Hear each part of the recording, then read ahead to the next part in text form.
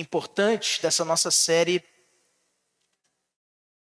sobre as igrejas do Apocalipse. E temos acompanhado, meus irmãos, com bastante atenção, temos visto e acompanhado. Pedir só um apoio ali no Data Show, por favor, enquanto chega lá. Verifica aqui, Thiago, por favor. Aqui, ó, Thiago, controlezinho aqui que você fica à vontade para ir lá para a classe. Eu acho que ele tem que parear lá, ou é a pilha, não sei. Está acendendo normal aqui. Vê lá se está funcionando.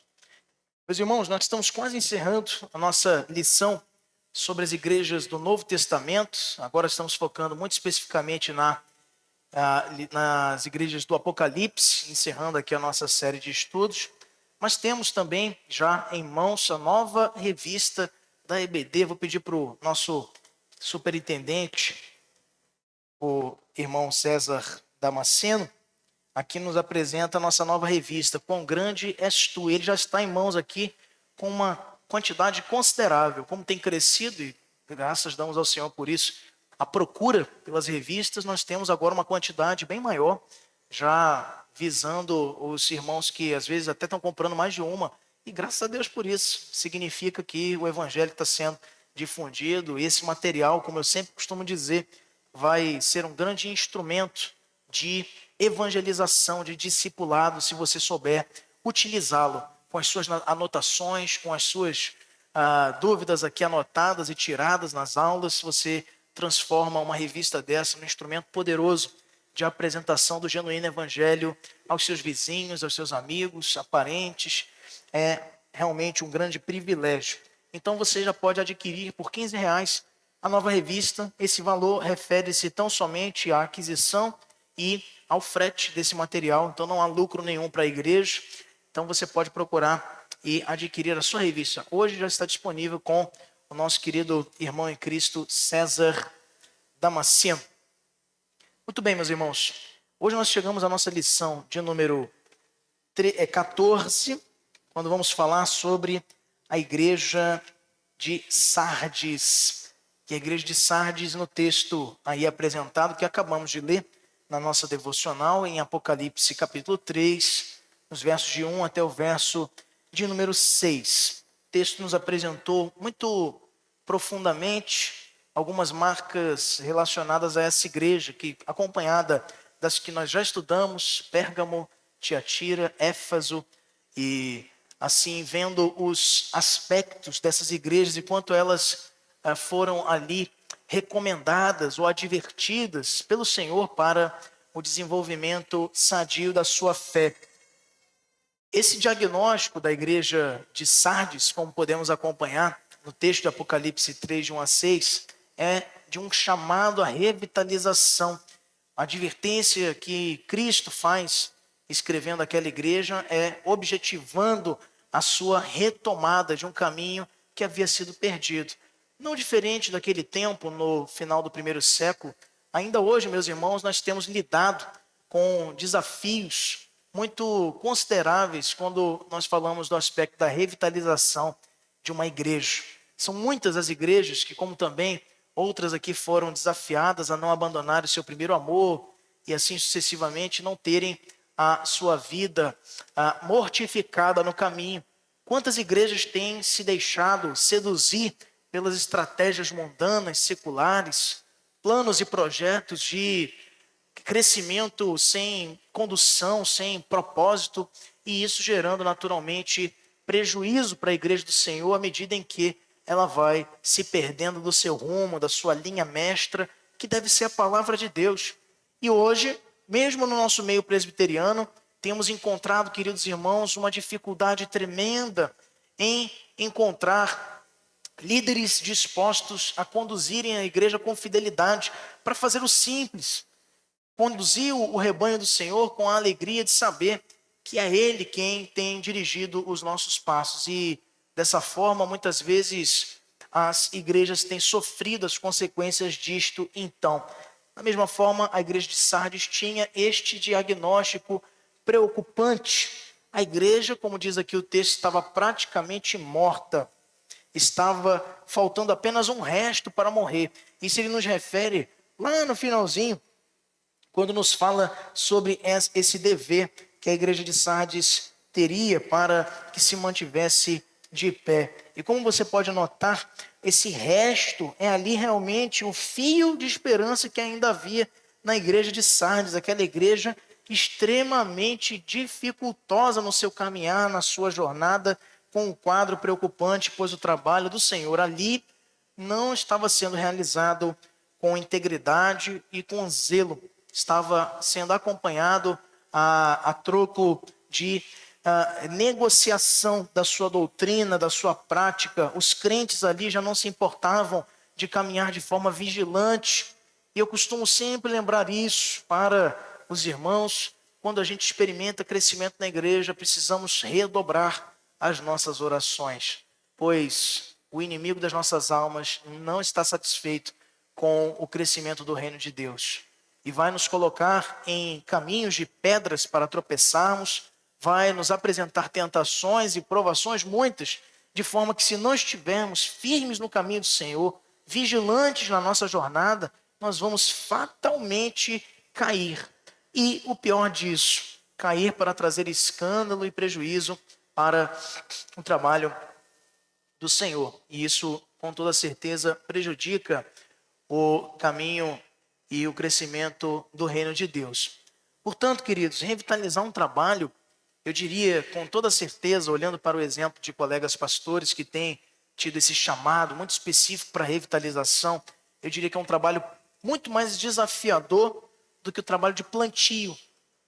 Revitalizar uma igreja é muito mais difícil do que plantar uma, porque plantar uma igreja vai desafiar a apresentação do evangelho, da esperança, da graça aos perdidos, a novos convertidos, a crentes que estão desanimados. Assim acontece na maioria dos casos. Comunidades que anseiam pela boa palavra de Deus. E ali você trata do início de um trabalho. Agora, quando você trabalha com revitalização, você precisa tratar feridas, você precisa lidar com crises que aquela comunidade enfrenta e assim conduzir aquela igreja a retomar o caminho do crescimento saudável. E como é difícil então lidar com isso? Tente consertar o crescimento desordenado de uma planta depois que ela já está desenvolvida, para corrigir as suas raízes que cresceram de forma inadequada, de forma errada. Agora, quando você planta já do zero, é óbvio que é muito mais confortável. E nem por isso uma tarefa ela é menos desejável ou menos espiritual do que outra. Pelo contrário, o Senhor mesmo mostra a importância disto quando se dirige à igreja de Sardes sem condená-la ou apagar as suas esperanças. Nem mesmo para a igreja de Laodiceia, que vamos ver na semana que vem, houve esse tipo de apresentação. A igreja, ela sempre é chamada à revitalização. Em diferentes estágios e circunstâncias, a verdade é que nós, como reformados, não podemos esquecer do nosso grande e imperioso lema: igreja reformada, sempre se reformando. Portanto, há sempre o que se reformar, principalmente quando, pela nossa natureza carnal, vamos fatalmente nos desviando dessa jornada e precisamos do auxílio do Senhor. Portanto, meus irmãos, olhando para a igreja de Sardes, a carta inclui um apelo. O Senhor, no verso de número 3, nos diz, ou diz a igreja de Sardes também: lembra-te, pois, do que tens recebido e ouvido, guarda-o e arrepende-te. Esse apelo deve encontrar resposta em todas as comunidades que desejam desfrutar de plena vitalidade. Os sinais de vitalidade que o Senhor desejava ver nos cristãos de Sardes devem se fazer notórios na vida de cada cristão também hoje. Quais são os sinais de vitalidade que o Senhor espera ver em nós? Quadros preocupantes, lamentáveis, comunidades assoladas pela negligência, pela irresponsabilidade, mas com um convite a nos arrependermos.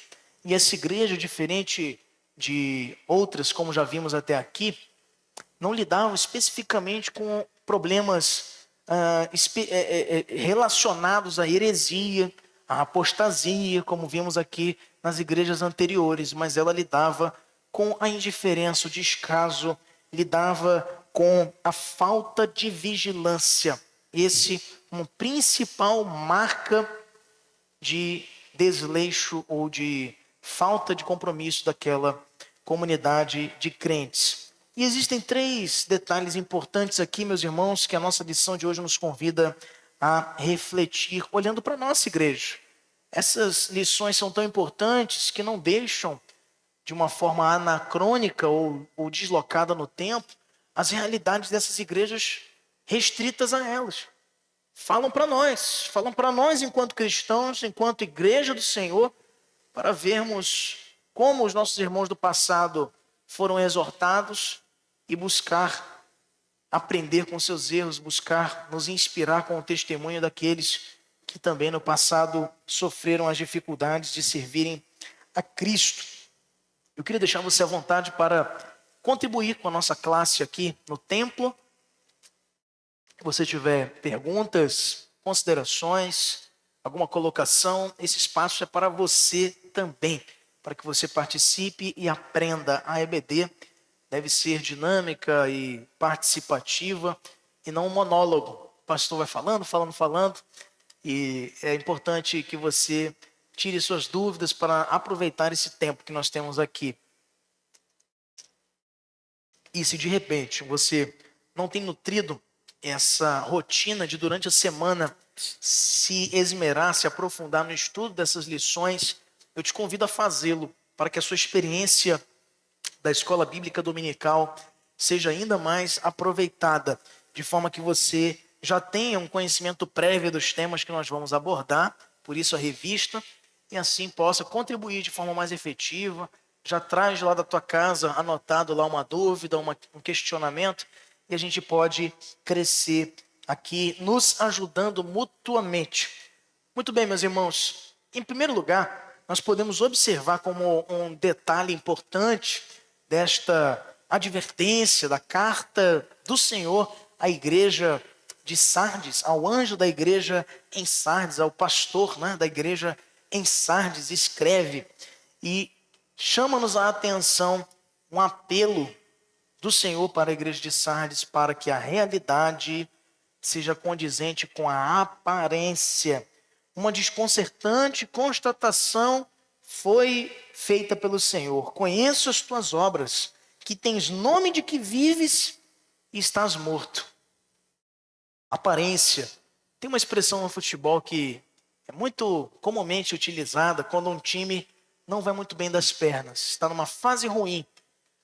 E aí, por alguma razão, esse time vai enfrentar um outro de menor tradição, de menor histórico, ou conquistas no mundo do esporte, do futebol. E aí, os comentaristas, naquela semana de um jogo decisivo, começam a fazer prospecções. Como é que vai ser? Qual é o favoritismo, né? E aí, geralmente se fala assim, não, mas o time tal não está num momento bom, está numa fase ruim. Porém, tem o peso da camisa. O que está querendo dizer com isso? Ele tem já uma história construída. Como se isso fosse entrar em campo para resolver uma partida. Trazendo aqui para a nossa realidade do estudo de hoje, falando da igreja de Sardes, nós podemos ser traídos, meus irmãos, facilmente por pensar o seguinte: nós estamos numa fase terrível, hipoteticamente. Nós precisamos desenvolver o trabalho evangelístico, missionário, estamos fechando nossos olhos para isso. Não, mas a igreja tem o peso da camisa. A igreja já fez muito no passado e agora a gente se deita em cima dessa fama e vamos agora ficar vivendo das aparências. A igreja de Sardes era uma igreja morta. E isso quem está dizendo aqui não é um crítico, um comentarista, um pastor ou qualquer teólogo. Quem está dizendo é o Senhor, o próprio Cristo, olhando com autoridade, sendo ele o supremo pastor da igreja. Olha para a igreja de Israel, você está morta. Por isso precisa ser revitalizada. Por quê? Ter vida novamente, ser ressuscitada. Por que não dizer? Então, uma igreja que tinha a aparência de que vive, mas as obras que ela tinha, ou expressava, ou promovia, expressavam o contrário. E isso não pode, meus irmãos, nos deixar de remeter diretamente para a expressão do que Tiago afirma no capítulo 2 de sua carta, falando de obras, falando de morte, diz ele também de uma igreja operosa e uma igreja não operosa. A igreja de Sardes era uma igreja não operosa, que sem obras tinha uma fé considerada morta. Essa é a morte espiritual. De uma fé que é desassociada da realidade, de uma fé que é expressada apenas em palavras, de uma fé que ela é só dita, mas não é vivida. Que constrangimento que essa igreja enfrenta de ser pelo próprio Senhor, pelo próprio Cristo, denunciada, chamada de morta, de aparentar ser uma coisa, na realidade ser outra, bem diferente, com fama de uma igreja vibrante, viva, mas praticamente morta. E hoje, meus irmãos, no tempo das redes sociais, e é por isso que nós precisamos sempre lembrar do encontro de Filipe com Natanael, com uma marca para a evangelização promovida pela igreja. Entenda que as pessoas não vão entender o que é a igreja, jamais vão compreender o que é caminhar como corpo de Cristo, não vão se dar ao privilégio de enxugar lágrimas e de chorar com pessoas, de ajudar alguém que está necessitado e ser ajudado quando precisar de socorro. Não há essa possibilidade através do Instagram. Não é possível ser igreja no YouTube. Não tem esse espaço, não tem esse contato, não tem este canal da graça do Senhor aberto para a igreja, para a comunidade dos santos do Senhor, onde podemos exercer perseverança, paciência, coragem, capacitação, amadurecimento, coisas disponíveis apenas aqui. Por isso, o convite deve ser o de Filipe a Natanael. Eu não vou te dizer muita coisa. Vem e vê. Vinde e vede. Veja com seus próprios olhos. Participa. Ele dizia, de Nazaré não pode sair coisa boa. Que Messias é esse que você está apresentando? Ele quer saber? Vem ver. Eu vi, mudou a minha vida, então vem. Eu tenho certeza que vai fazer alguma diferença para você também. E fez, porque quando Natanael chega diante do Cristo, de imediato ele reconhece e o adora. E é elogiado por Jesus, que diz que ali havia um genuíno israelita, um servo temente ao Senhor, que ainda não havia conhecido, mas acabava de conhecer o seu Salvador. A realidade da igreja não é aquela, meus irmãos, das fotos postadas nos stories, nas plataformas, nos vídeos. Essa não é a realidade da igreja, essa é a aparência de realidade. A realidade da igreja na vida dela são nos corredores, são nos cultos, são nos encontros, nas visitas, nos aconselhamentos, nas programações, na vida da igreja, que acontece muito mais nos bastidores do que nos encontros públicos. Você pode facilmente se escandalizar com histórias terríveis de pecados, de circunstâncias massacrantes, em igrejas que você olha e diz, essa igreja é maravilhosa, essa igreja é um exemplo, essa igreja é uma referência. Mas só na aparência. Muitas vezes uma igreja que não é referência no secreto. Quando ninguém está vendo, no cumprimento da sua missão e do seu propósito. E alguns de nós, algumas das nossas melhores comunidades evangélicas, que outrora foram uma grande luz, um farol para o Brasil, hoje têm sido verdadeiros centros de nominalismo religioso. Algo que nós questionávamos com muita frequência em relação aos católicos romanos. Quantas vezes podíamos questionar uma das questões de vivência, de ausência de vivência prática da fé, e denunciando os católicos romanos, dizendo que viviam uma vida nominal, muitos, como quem diz que torce para o Flamengo e nem sabe qual é a escalação do time, mas diz assim, eu sou católico, mas nunca botou os pés numa missa. Né? Nem para saber discordar ou olhar para o que a palavra de Deus ensina sobre práticas que eles conduzem dentro da sua liturgia, dentro da sua vida prática, dentro da sua teologia, e que não são autorizadas ou respaldadas pelas escrituras sagradas. Não sabe porque não estavam ali, só era católico de nome. Mas hoje tem evangélico de nome. Tem evangélico de nome. Gente que só quer ter aparência, só quer postar foto, só quer apresentar uma realidade que não condiz com o que realmente é. Muitos não vivem mais inteiramente a Jesus. Nos cultos, fecha o olho, levanta os braços e chora, e se emociona, e é vibrante, e abraça, e participa, experimenta. E lá fora oprime, agride, mente, se corrompe, dá mau testemunho da fé. A igreja de Sardes é para nós um grande e sonoro alarme para a vigilância. Como é que é o meu pé quando eu piso fora do templo da igreja?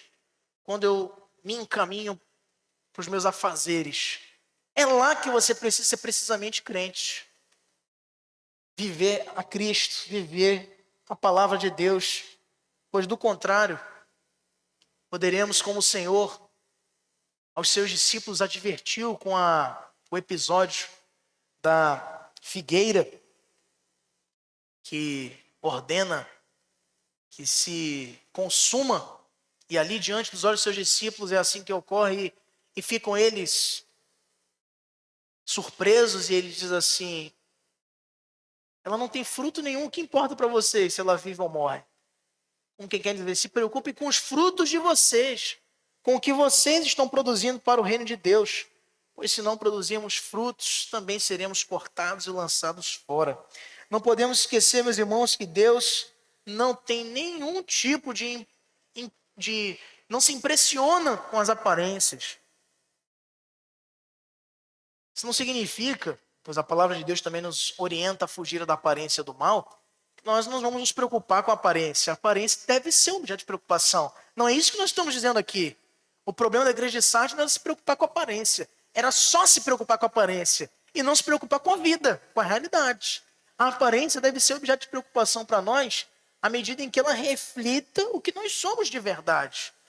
Se nós vivemos o que aparentamos, aí está tudo bem, estamos prestando um bom serviço a Cristo, um bom serviço como agentes do seu reino. Samuel, quando vai escolher um novo rei, ali decepcionado, ali angustiado com os desmandos e as desobediências cometidas por Saul, ele se dirige, orientado pelo Senhor, à casa de Jessé. E já se convence muito rapidamente com um rapaz formoso, um de seus filhos, o mais forte, o mais belo. E o Senhor coloca no seu coração uma verdade. É de que ele não vê como vê o homem. Ele não examina os estereótipos. Ele não examina as qualificações externas apenas. O Senhor vê o coração. E olha para um rapazinho, o menor deles, um pastorzinho de ovelhas. E é para aquele que ele conduz a Samuel ungir como rei de Israel. Por isso, meus irmãos, ostentação não pode ser uma realidade da igreja. A aparência que se exibe deve ser expressão do que somos. Se nós olharmos para o Salmo de número 32, verso número 5, na confissão sincera de Davi de seus pecados, ele diz que confessou seu pecado, sua iniquidade deixou de ocultar. E disse: confessarei ao Senhor as minhas transgressões, e tu perdoaste a iniquidade do meu pecado.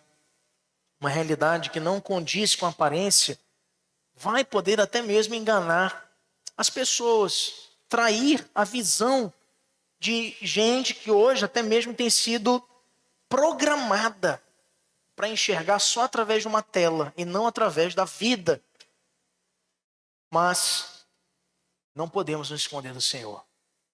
O Senhor conhece, o Senhor sabe, o Senhor sonda os nossos caminhos, os nossos corações. sabe Ele de todos os nossos pensamentos. Portanto, é uma tolice, é uma estratégia fugaz pensarmos que podemos viver de aparências.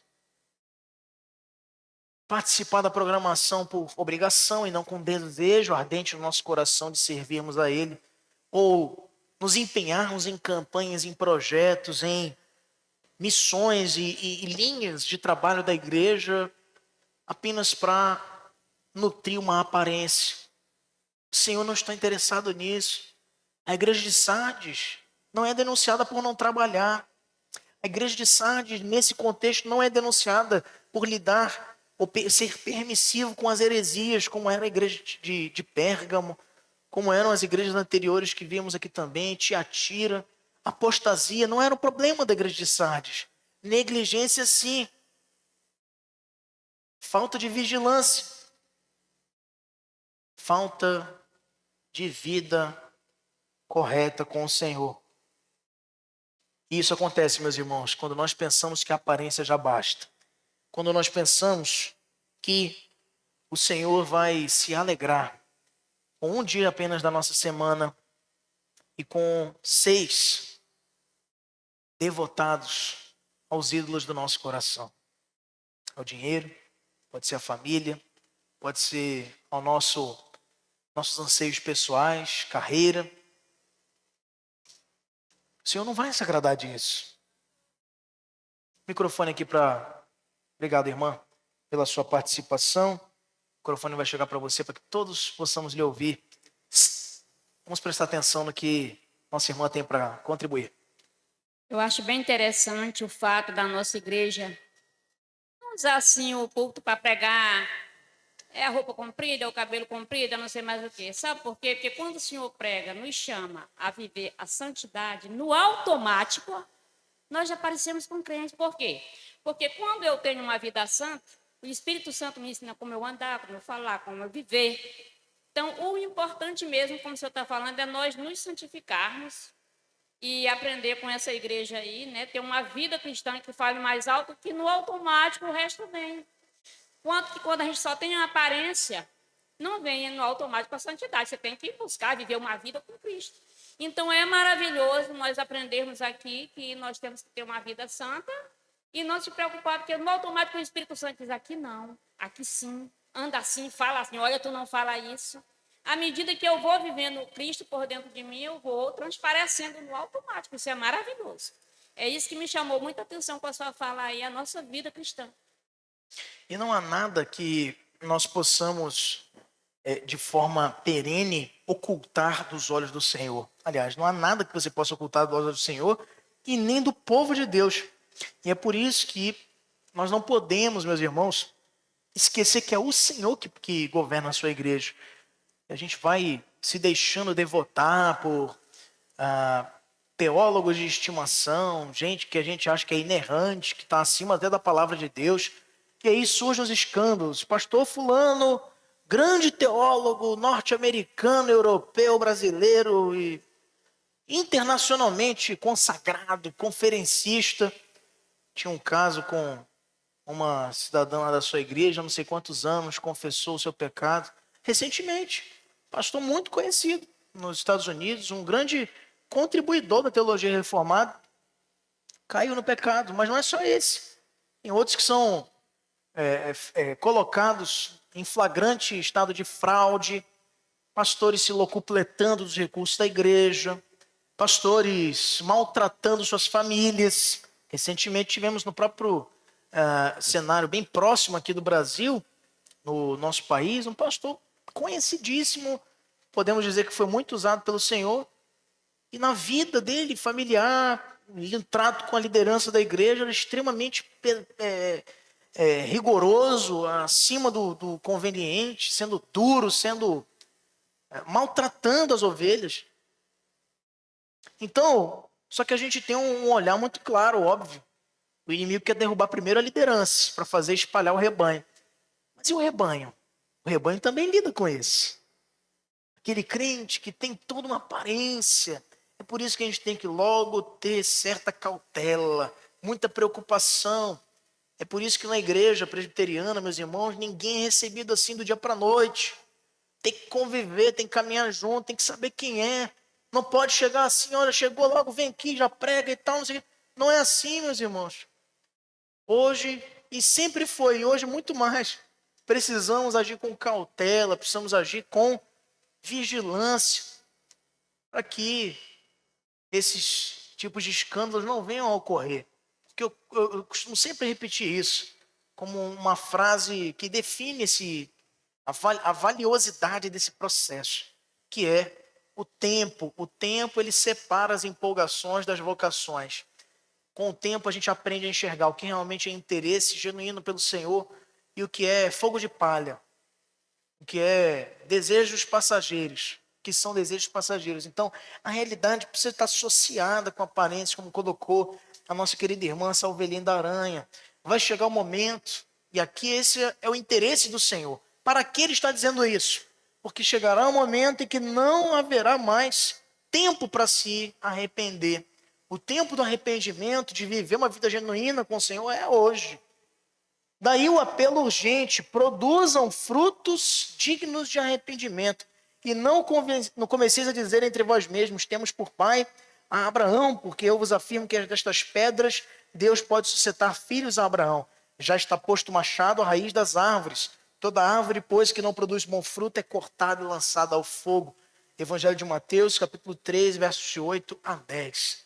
Uma mensagem que Jesus transmite diretamente, não apenas aos crentes de uma forma geral, mas especificamente àqueles que querem viver das aparências, viver das tradições, viver da roupa que eu visto e não viver da vida que eu possuo diante de Cristo. Então, meus irmãos, o chamado à revitalização, uma vida coerente diante do Senhor, é um chamado que requer compatibilidade entre a aparência e a vida real. Nós, olhando para o exemplo de Sardes, mas principalmente para as nossas próprias vidas, precisamos ser consternados, desafiados a odiarmos, a nos colocarmos distantes dessa vida dualista, de aparência. O crente que eu sou no domingo precisa ser o mesmíssimo crente que eu sou na mesa com a minha família, na cama com a minha esposa, no trabalho com os meus clientes, no coletivo com outros cidadãos indo para o seu trabalho, no hospital aguardando uma fila, ou na lotérica para pagar uma conta, e não são poucas.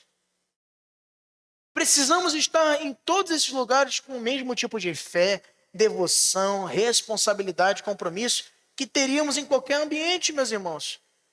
Pois Deus haverá de consumir aqueles que testificam de uma vida diferente desta, uma vida que não tem uma realidade condizente com a aparência. Em segundo lugar, essa igreja nos ensina, antes, microfone aqui, por favor, para o seminarista Murilo. Vai fazer um rápido comentário aqui. Achei interessante aí que o senhor falou, na questão do contexto da igreja de Sardes. Estou um pouco da garganta aqui, está complicado, mas é interessante porque ela vivia de aparência e a gente pensa muitas das vezes que viver de aparência acontece da noite para o dia, mas não. É algo muito progressivo que a gente, no contexto assim de uma pessoa só, a gente vai negligenciando a oração, a palavra, pensando no passado. Mas no começo da conversão eu já orei muito. Mas no começo da conversão eu já li toda a minha Bíblia. Então, se eu passar uma semana agora sem ler a palavra, sem cultivar uma vida de oração, isso não vai ter nenhuma relevância na minha vida, não vai afetar em nada a minha vida espiritual. E é com esse processo que a gente vai se afastando da vontade de Deus, e coisas que no passado eram pecado, agora não são mais pecados, porque a gente está relativizando a nossa fé com os preceitos do mundo. Então a gente vai caindo em uma certa apostasia, dia após dia, negligenciando as coisas que no passado eram coisas importantes para nós. Então, a igreja de Sardes, ela estava nesse contexto aqui, ela vivia olhando para o passado. No começo era uma igreja vibrante, uma igreja virtuosa, uma igreja saudável, olhando sempre para trás, mas esquecendo que agora está vivendo apenas na sombra do que foi há um tempo atrás. O legado do que se construiu não vai, meus irmãos, garantir o futuro onde pretendemos chegar. Eu repeti algumas vezes, eu bati algumas vezes nessa tecla no ano passado, quando, com muita alegria, gratidão ao Senhor, nós estivemos celebrando o cinquentenário de início do trabalho da Igreja Presbiteriana de Ananindeua, da nossa igreja. Olhar para o passado e para o que já foi feito não vai nos garantir chegar onde queremos. É por isso que o lema aí, na camisa de alguns que estão vestindo, inclusive hoje, é a igreja que queremos ser, não é a igreja que já fomos. A igreja que já fomos já passou. E nos trouxe até aqui, é fato, nós não podemos ignorar esta realidade. Mas também não podemos nos contentar com a aparência do que já foi. Precisamos trabalhar para que a igreja tenha vida, tenha dinâmica, tenha exercício espiritual condizente com a fé que ela professa, com as doutrinas que defende, com as bases da fé que alega proclamar. Por isso, meus irmãos, esse é o primeiro desafio relacionado aqui no texto de Apocalipse, quando o Senhor fala ao anjo da igreja em Sardes. Uma realidade condizente com a aparência é a primeira advertência apresentada. A segunda é de um conhecimento que seja associado à prática. Os crentes de Sardes erravam, mas eles não erravam por falta de conhecimento. Eles conheciam, eles tinham maturidade. Mas por isso o verso 3 vai conclamá-los a demonstrar fidelidade à palavra que eles já tinham recebido. Eu me lembro de Paulo escrevendo também aos Coríntios para corrigi-los sobre diversas coisas, dizendo a eles que ele recebeu do Senhor o que também entregou a eles. Quando fala da ceia lá em 1 Coríntios 11, mas fala isso também aos Gálatas, quando se espanta com a rapidez com a qual eles abandonam o caminho da graça para cederem novamente às estratégias judaizantes da lei, esses aios, conduzindo-os ao pesaroso caminho de não caminharem conforme os méritos da obra da cruz, e acreditando que a circuncisão, acreditando que a guarda de dias, ou a observância de rituais da lei mosaica garantiria por si só plena justificação a eles. E Paulo os corrige nesse sentido, da mesma forma que o Senhor, escrevendo ao anjo da igreja em Sardes, vai falar a eles no verso de número 3. Lembra-te, pois, do que tens recebido e ouvido, guarda-o e arrepende-te. Porquanto, se não vigiares, virei como ladrão, e não conhecerás de modo algum em que hora virei contra ti. Os crentes ali não estavam perecendo, e isso é um alerta, porque a gente pensa que tudo se resolve com teologia, mas o conhecimento não aplicado, o conhecimento desprezado, ele vai ser tão inútil para a nossa caminhada como uma vida de ignorância. Ele não vai nos conduzir a termos vestes limpas, a termos vida santa diante do Senhor. O que vai nos conduzir a isso é a prática, é pegar o que aprendemos e colocarmos em prática. Se acreditamos que ler livros vai nos tornar mais sábios, é porque você ignora que a sabedoria ela está para além de conteúdos decorados, conteúdos absorvidos, está mais para conteúdos vividos e experimentados. E é por isso que o lembrete que o anjo faz, ou melhor, que o Senhor faz ao anjo da igreja, é o de terem conhecimento que seja associado à prática. Foram chamados eles a demonstrar arrependimento pelas faltas que cometeram. E uma delas era esta, relacionada à omissão. Foram chamados eles a desenvolver uma vida marcada pela vigilância. Aqui ele usa a expressão a mesma que Cristo usa para advertir os seus discípulos quanto ao dia e a hora em que voltaria para buscar os seus, os que foram comprados pelo seu sangue, afirmando-vos que deviam estar vigilantes, atentos, sendo conduzidos por uma perspectiva de retorno imediato.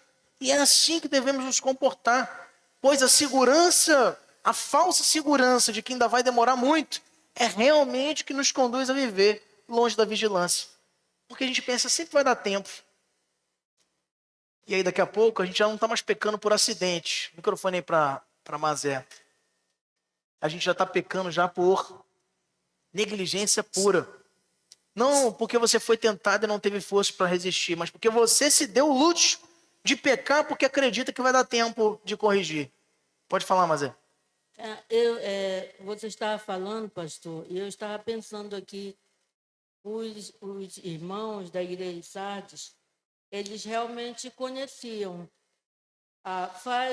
Eu estava lembrando daquele texto, quando os discípulos no caminho de Emaús, Sim.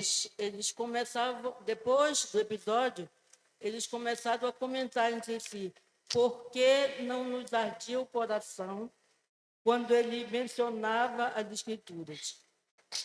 É isso que a gente tem que observar, porque às vezes a gente se acostuma e às vezes esquece. A palavra, não, no caso da igreja de Sardes, já não tocava os corações deles. E não é porque eles não é assim, eles não sabem. Eles conheciam, sim. O problema é que nem no caminho de Emaús, os discípulos eles conheciam também a palavra. Só que o Senhor estava falando e eles não conseguiam ser despertos, não conseguiam lembrar do que o Senhor estava falando, que falou com eles. Eles juntos, ouvindo. Então, é por isso que é importante nós vigiarmos, para não cairmos nesses enganos.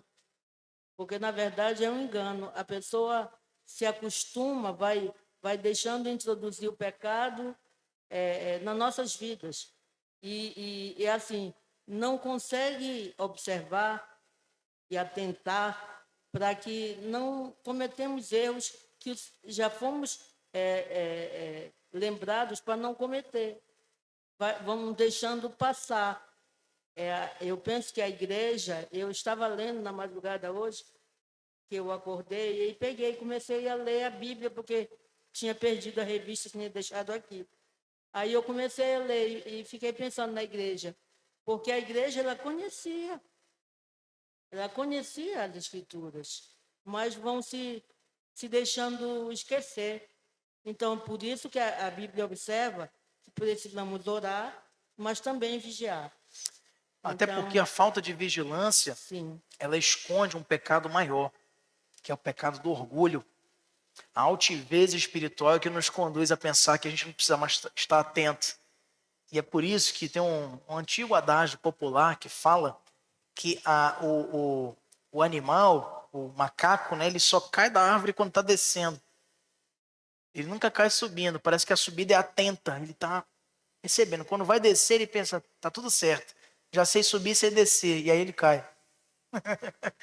A gente tem esse costume, meus irmãos. Isso é próprio da nossa natureza. De achar que quando a gente aprende algo, quando a gente se acostuma com algo, a gente está no domínio daquele algo.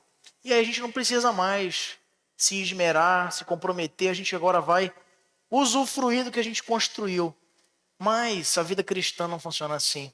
A vida cristã é uma corrida que perpetuamente, até a sua conclusão, nos desafia a andarmos vigilantes. Porque nesse caminho não tem nenhum espaço de pit stop. No caminho da carreira cristã, da corrida da fé, não tem espaço para sentar e descansar um pouco, caminho lentamente. Você está naquela jornada e até o final vai ser convidado a estar atento, porque tem pedras, tem espinhos, tem dificuldades, tem provações, tribulações. E se não estivermos com a nossa fé alicerçada no Senhor, o conhecimento todo que tivermos não vai ser útil para nada, apenas para denunciar nossa própria consciência. Não vai nos ajudar a vencermos as dificuldades e nos mantermos santos diante do Senhor. O microfone aqui para o presbítero Santos e outro depois para o diácono Marcos Salles.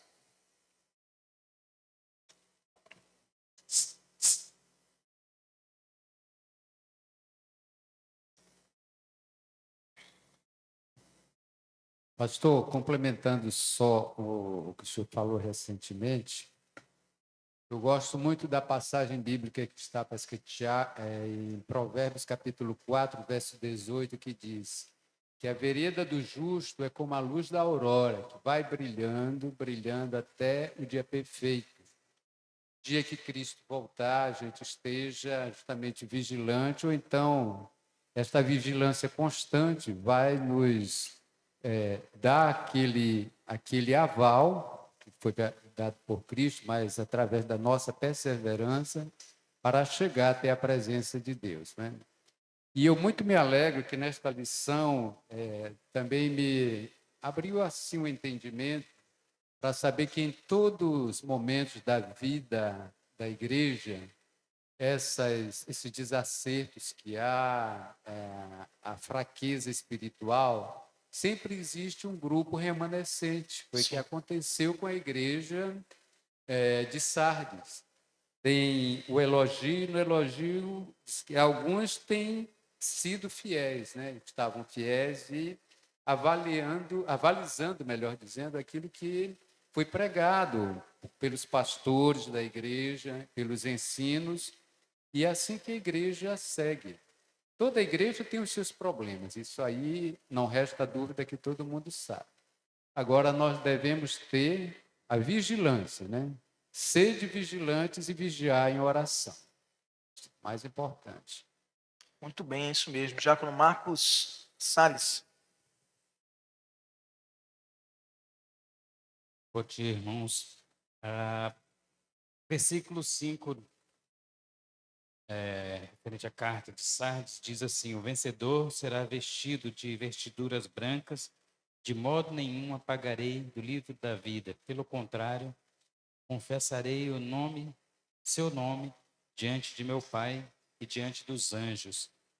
Me lembrou, nesse estudo, que o Senhor Jesus, quando estava ali diante da multiplicação dos pães, né, ele falando aos discípulos: olha, eles estão aí só por causa do pão, não por causa da palavra, do ensino.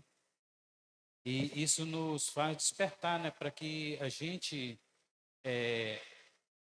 venha entender que a gente não, a gente está caminhando na presença do Senhor, temos sido abençoados de várias maneiras, e ficar atento, vigilantes mesmo, para que isso não faça com que a gente entre em estado de letargia, né? Fique acomodado, fique só esperando. A gente tem o pão, tem a proteção, tem o cuidado, mas esquece da parte de aplicação, né? Daquilo que temos aprendido. Temos deixado de buscar o Senhor em oração pelas igrejas, pelas tantas questões que a gente precisa resolver, nossas famílias, né? Instruir nossas esposas, nossos filhos. Não estamos preocupados com a obra de Cristo mesmo, que mesmo que às vezes a gente não consiga estar presente, mas a gente tem que estar em espírito orando e se edificando na presença do Senhor com a palavra, onde quer que a gente esteja, né? E aqui no estudo também mostra que aqueles que estão, mesmo que estão em estado de letargia, que o Senhor Jesus, ele na multiplicação dos pães ali, ele não os dispersa, né? Mas ele mostra que há esperança de salvação para aqueles que estão lá. Por isso que eles estão lá, porque a palavra está sendo pregada, né?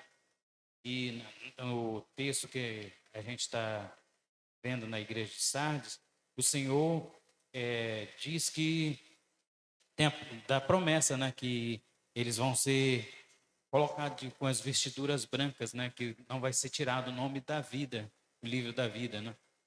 Então, mais um alerta, né, para toda a igreja, cada um de nós estejamos vigilantes, porque os dias são maus, né? E tem que estar com a palavra no nosso coração para que venhamos ser testemunhas vivas, onde quer que o Senhor tenha nos colocado nas nossas vocações. Microfone aqui para o diácono Edson também, quando chega lá. Irmãos, a gente tem que perder de alvo essa gana de viver a vida cristã na alta performance, sabe? A gente não quer ser um competidor, a gente quer ser o Usain Bolt da fé. Ele chega na igreja que é alta performance. Pastor, eu já fico logo, não, pastor, se eu precisar me para lavar o chão, para não sei quem, pode me chamar. E é segunda a segunda, 24 horas por dia. Que isso? Não é alta performance. Isso vai esconder, meus irmãos, na nossa caminhada, a falta de ocupação com o mundo lá fora. Porque viver a Cristo aqui dentro é muito fácil, é maravilhoso. Tem gente que é pecadora, mas me ama. Tem gente que é compreensiva. Lá fora que tem perseguição. Lá fora que tem provações. Lá fora que você vai ser desafiado a se entristecer e buscar esperança e se ancorar na fé. Aqui é muito maravilhoso. É um ambiente protegido. Não somos chamados a viver uma vida de alta performance da fé. Nós somos chamados a viver uma vida de regularidade. As pessoas não querem fazer o simples. Então, não são todos nós que seremos chamados para termos nossos nomes marcados na história. Nem todos nós seremos missionários. Nem todos nós seremos pastores. Nem todos nós seremos instrumentistas. Nem todos nós seremos oficiais da igreja. Nem todos nós seremos presidentes de sociedade interna. Nem todos nós seremos ocupantes de encargos na igreja. Mas não é isso que vai te credenciar a ser encontrado apto no grande último dia final. Primeiro, porque não são as nossas obras. É o mérito da obra de Cristo, a escolha e a vocação que Ele nos dá de forma graciosa, de forma gratuita. E segundo, porque o que Ele espera de nós é regularidade, é humildade, é joelho no chão e pé também. Tem que estar com o joelho no chão, mas o pé longe, nas nuvens. Olhar para o presente, nos esforçar pela vida e associar o conhecimento que temos com a prática que ostentamos. Bom dia, igreja. Sobre tudo que foi falado aqui, eu também veio à minha mente também, um alerta também do próprio Senhor para os nossos dias também, né? Que a gente pode lembrar do reino de Israel quando estava dividido ali, né? Reino do Sul, Reino do Norte. E o Senhor, por misericórdia, né? Várias vezes trouxe vários profetas para poder chamar a atenção do povo ali, olha, vocês estão errando nisso, naquilo, né? Para ver se trazia o arrependimento a eles. Mas eles, por muito, principalmente o Reino do Sul, né? Dizia, não, nós somos o povo escolhido de Deus. Não. Como falou sobre a situação dos times, né? Não, a gente tem história, nós somos o povo escolhido por Deus. Entre várias nações, nós tivemos esse privilégio de ser escolhidos por Deus. A gente precisa não. Outra coisa, nós temos aqui em Jerusalém o templo de Israel. Ou seja, a presença do Senhor está aqui no meio de nós. A gente não precisa também. Então, muitos, né, realmente não mudavam, né, as suas atitudes. E, infelizmente, né, a gente viu que as consequências lá na frente que aconteceu, né, com o povo. Tanto do norte como do sul também, né. Então fica até um alerta para a gente mesmo, né? Que a gente acha que não tem juízo, tem, né? A gente sabe que Deus também é um Deus justo. Né? Então o que se escondia atrás de tudo isso era o orgulho, o conhecimento, quando ele é desassociado, quando ele está distante da prática, meus irmãos, ele nos leva a viver uma vida vã, a uma vida que não experimenta o crescimento prático. Somente conhecer a palavra de Deus não é o suficiente. É preciso fazer dela nossa regra, não apenas de fé, mas também de conduta. Nossa regra também de prática. E para revitalizar a obra do Senhor, como a igreja de Sardes necessitava, e de repente, em algum momento também, nossas vidas precisam ser revitalizadas, não é aqui o Senhor falando ou denunciando a saúde física da igreja, mas denunciando sua vida espiritual que estava em declínio. O mesmo acontece com a revitalização da saúde. Você não vai bastar para você ter uma boa saúde física, saber que existem, conhecer todas as propriedades dos medicamentos. Se você não usá-los, não vai adiantar nada. Por isso, da mesma forma, na vida espiritual, nós não podemos somente nos contentar em conhecer o que tem que ser feito. Precisamos fazer.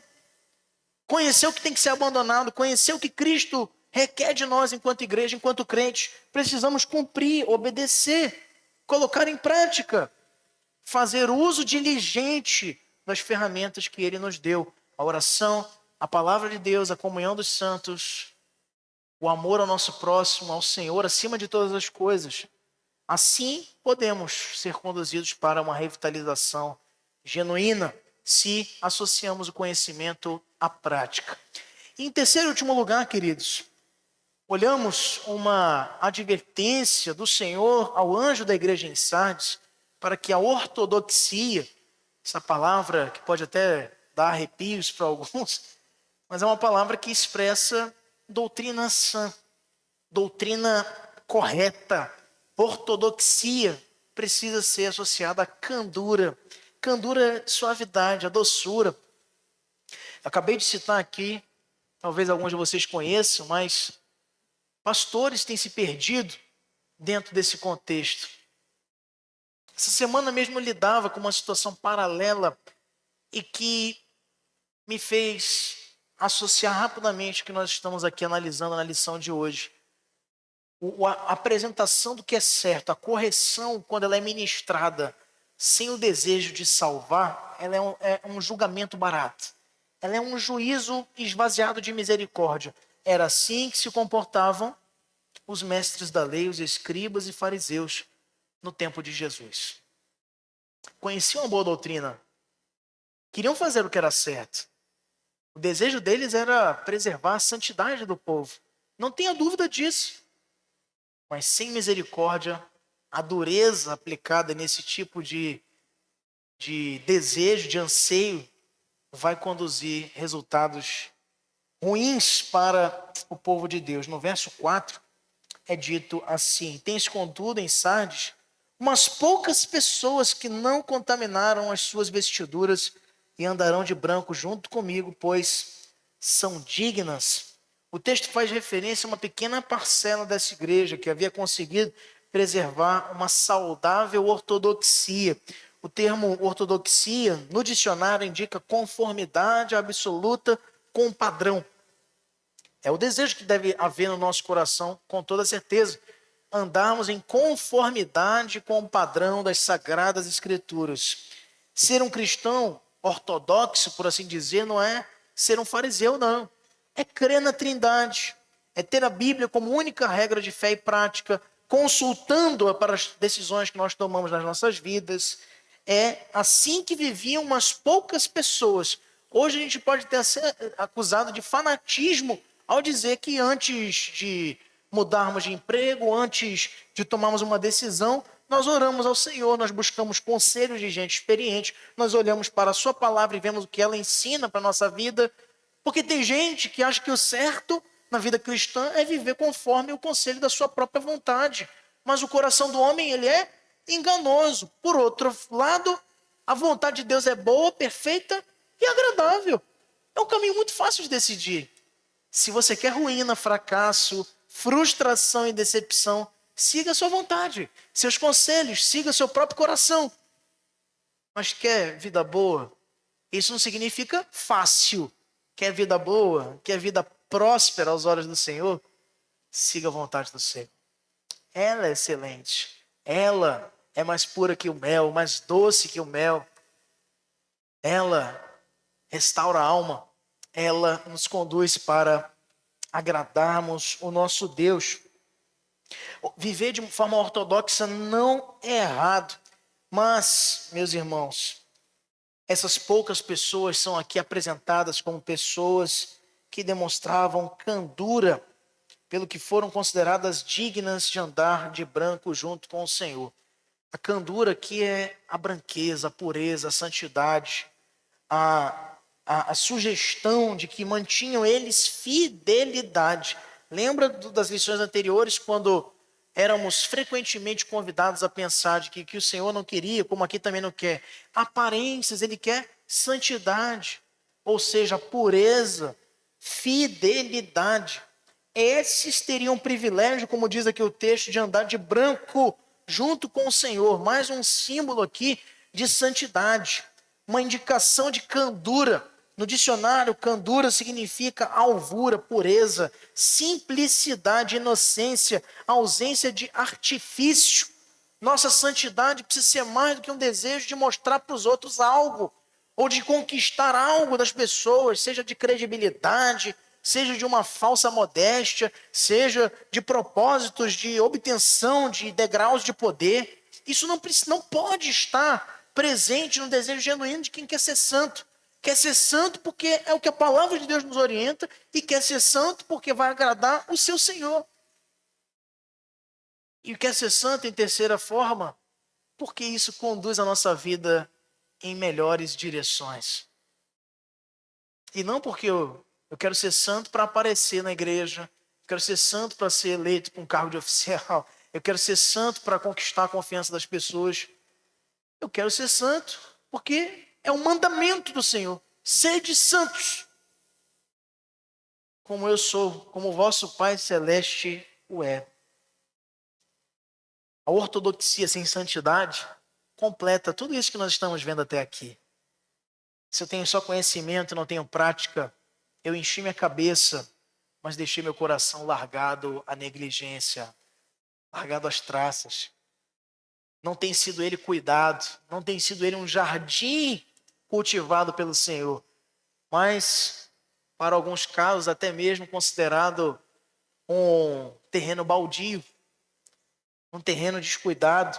Se eu tenho realidades que não são condizentes com a aparência, é porque a santidade não tem sido um resultado do conhecimento que eu obtenho. Se eu venho para a igreja todo domingo, meus irmãos, eu não tenho nada que o sermão fale para a minha vida, que eu saia daqui depois da cantina, do bate-papo com os irmãos, maravilha, mas eu não saio daqui pensando, essa semana eu preciso mudar, porque o Espírito de Deus falou ao meu coração. Enquanto a palavra pregada, enquanto o estudo ministrado, enquanto as orações feitas, enquanto o culto prestado ao Senhor diz mais respeito aos outros do que a mim, eu não tenho um convite, um desafio a viver de forma mais santa, porque eu penso que as aparências do que eu já construí, que o peso da camisa já vai me assegurar os benefícios da vida cristã. E não vão. Não vão. Se o time não entrar em campo e fizer a sua parte, toda a sua tradição não vai valer de nada para assegurar o resultado.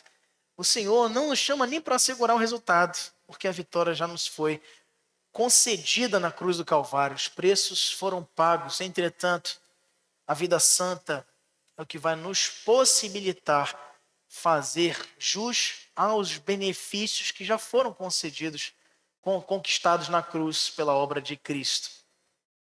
Sem isso, nós vamos ficar só contemplando. O preço foi pago, a igreja foi lavada pelo sangue, mas eu não sei o que é isso. Eu não experimentei isso, mas é bonito cantar, é bonito ver. Eu sei o que diz respeito, mas eu nunca vi. Eu nunca experimentei, porque a boa doutrina precisa ser associada às vestes puras. Daquele pequeno grupo da igreja de Sardes, só tinha a ortodoxia. Ela estava associada à fidelidade, à verdadeira piedade, marcada não por palavras doces, por fascínios, mas pela sinceridade, pela legitimidade. Nesse pequeno remanescente, como foi citado aí pelo presbítero Santos, remanescia a pulsação da verdade. E lamentavelmente hoje essa associação da ortodoxia com a candura muitas vezes tem sido desprezada. Em geral, e essa é uma triste constatação que eu posso assinar embaixo, a ortodoxia, aqueles que se julgam mais ortodoxos, geralmente são os mais arrogantes. Não era diferente no tempo de Jesus, não é hoje também. Não é hoje também. São os que são mais intolerantes. É gente preocupada com o que tem no culto, com o que se faz no culto e despreocupada com a vida.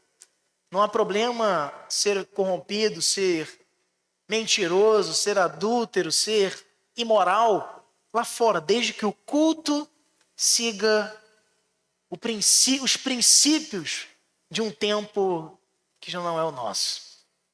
Se segue, então não tem problema. A intolerância, o cancelamento das pessoas, a falta de pastoreio são realidades de igrejas que se consideram muito ortodoxas, mas que são divorciadas do incentivo a uma vida de santidade. Microfone aqui para nosso irmão Lindomar Melo. De forma, meus irmãos, que para a revitalização da igreja é essencial a doutrina, não tenha dúvida disso.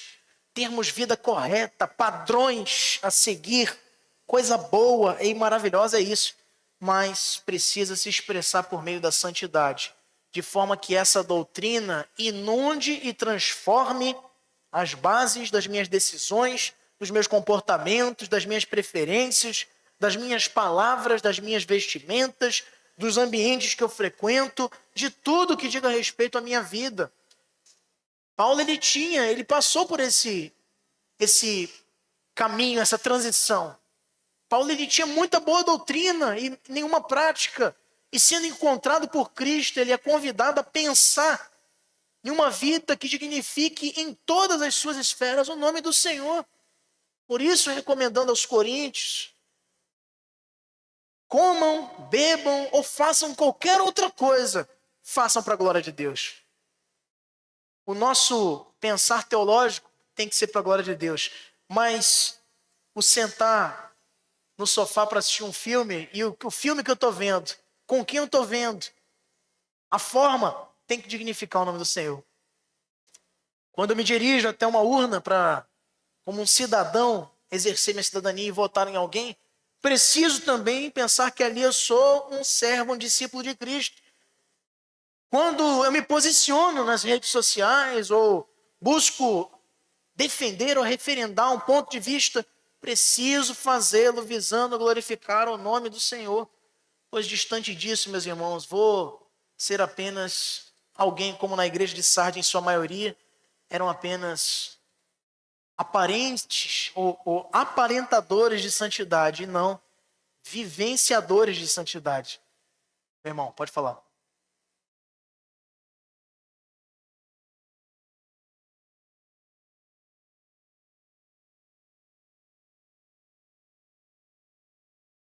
Toda vez que o ser humano, né, ele esquece as escrituras, esquece a palavra de Deus, ele entra em decadência. A gente vê desde o Jardim do Éden, né?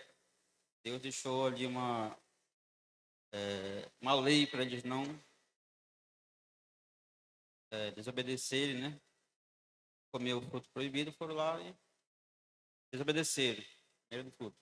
Até hoje, a gente vê, toda vez que a gente fecha a Bíblia, coloca dentro de uma gaveta, ou até mesmo fica lá por cima, a gente passa por ela todo dia, toda hora, a gente não abre, não vai ler, não procura aprender, né, o que Deus requer de nós. Então, a gente vai adoecer espiritualmente, né? E a gente está vendo já a quinta igreja aqui no Apocalipse, né? Só a Esmirna que Deus fala, continua fiel, né? Permanece fiel. Mas as outras todas ele fala, volte aquilo que aprendeste, né? E arrepende-se. Então, muitas vezes falta isso para a gente voltar às Escrituras, voltar ao entendimento de Deus que muita gente já ouviu, né? Ou na igreja, ou já leu, mas falta aquilo de colocar em prática, no caso, associar a nossa conduta diante de Deus, né? Através da palavra, através do meio da graça, que é a oração, que é a leitura da palavra, que é a comunhão, né? Que é o amor próximo também. Então, a gente tem que voltar àquilo que a gente já aprendeu e praticar, pedir força para Deus, porque não vem da gente, né? Para a gente ler a Bíblia, para a gente orar, a gente tem que suplicar para Deus, Senhor, me dê força. Porque se depender da gente mesmo, a gente quer estar longe, quer fazer nossa vontade, como também o pastor já falou. Então, posso dizer, meu exemplo aqui é que a gente volte para as Escrituras, para aquilo que a gente já aprendeu, que a gente já conhece, e colocar em prática. A gente não ficar doente espiritualmente. Muito bem, é isso mesmo. Se nós esquecermos de que a palavra de Deus é um manual para a nossa boa vida, em todas as esferas, entendendo que ela fala sobre vizinhança, sobre casamento, sobre cidadania, sobre igreja, fala também sobre igreja, mas a gente esquece que ela fala sobre várias coisas, ela aborda, ela alcança todas as dimensões da vida humana. Agora, de repente, você não tenha conhecido por não exercitar, não buscar na fonte a orientação adequada para nossa vida. Nós podemos olhar, meus irmãos, então, para essa igreja em Sardes e pensar que para a revitalização da igreja é essencial a ortodoxia, mas a ortodoxia que se expresse por meio de santidade ou candura. Paulo afirma que devemos andar de modo digno da vocação de que fomos chamados, e conforme Efésios 4, compromisso com a verdade, a ortodoxia, não pode excluir a santidade, ou seja, a humildade, a mansidão, a longanimidade, a unidade e o amor. Devemos seguir a verdade em amor, objetivando o crescimento e o crescimento saudável do reino de Deus. Veja só o que nos fala João Calvino. A mera doutrina geral é algo tépido e insatisfatório. Cada um de nós deve utilizá-la particularmente para si, na persuasão de que pertencemos ao número dos filhos de Deus. Então, a doutrina vai ser inútil, vai ser insatisfatória se não usarmos, como vimos aqui na nossa lição de hoje, como faziam os poucos remanescentes da igreja de Sardes e devem ser para nós um exemplo, usando esses conceitos, essas doutrinas, para que a nossa vida seja realmente transformada e siga, né, no caminho do que Deus preparou para cada um de nós. Mas uma frase interessante que nós separamos aqui também, de Francis Schaeffer, dizendo o seguinte: não poderá haver avivamento verdadeiro a não ser que tenha havido reforma, e reforma não é completa sem avivamento, para que esse pobre mundo escuro no qual vivemos possa ter uma mostra de uma porção de igreja reformada, tanto a doutrina pura como a vida enchida do Espírito. Por isso, como reformados, nosso maior desejo, meus irmãos, a igreja que queremos ser, não pode ser a igreja da maioria de Sardes, tem que ser a igreja da minoria de Sardes, do resto. Nós não podemos nos fazer tentados em ser conhecidos por uma igreja da boa teologia e da vida falsa. Precisamos ser conhecidos pela igreja da boa teologia, mas que da vida condigna, da vida exemplar, da vida obediente, da igreja que testemunha de forma integral as verdades do reino de Deus. Não apenas nos seus cultos, nas suas reuniões, mas em todos os ambientes, sabendo que somos ali também representantes de Cristo, testemunhas vivas da sua obra. E o que temos feito com isso? A reforma, nesse sentido, para nós precisa ser integral. Que Deus nos abençoe, meus irmãos. Nós queremos passar a palavra ao nosso superintendente da Escola Bíblica Dominical. Enquanto isso, gostaria de pedir à nossa junta diaconal que já conclame aí, acho que ainda tem mais uma classe lá para voltar, por favor. Já vá imediatamente retornando para encerrarmos a nossa EBD desta manhã, enquanto observamos aqui o relatório que será passado pelo nosso superintendente e os irmãos do grupo de louvor já vão tomando seus postos aí para o nosso cântico de encerramento.